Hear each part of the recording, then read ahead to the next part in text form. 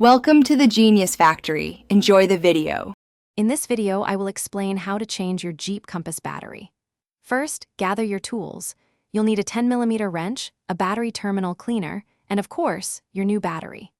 Safety is paramount, so make sure your vehicle is completely off and the parking brake is firmly engaged.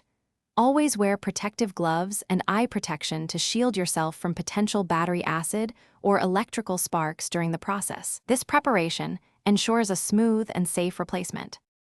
Now let's disconnect the old battery. You'll typically find it under the hood, often on the passenger side. Using your 10mm wrench, first loosen and remove the negative terminal cable.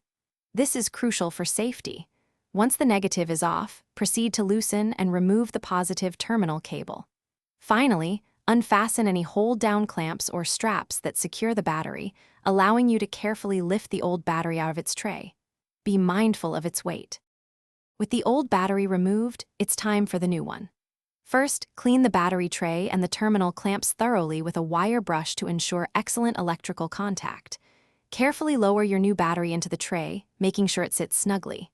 Now, reverse the disconnection order. Connect the positive terminal first, tightening it firmly with your wrench.